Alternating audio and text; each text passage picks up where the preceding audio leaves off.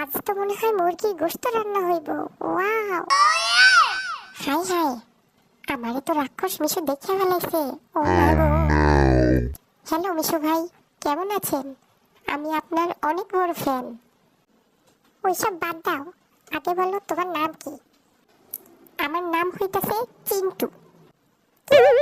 চিন্টু? সেটা আবার কেমন নাম? আরে চিন্টু না, চিন্টু না, চিন্টু।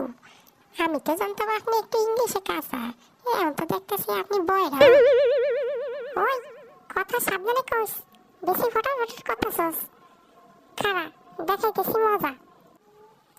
এখন তুমি আমার পেটে যাইবা, বুঝছো? আরে ভয় পাইও না, তুমি আমার পেটে সেফই থাকবা।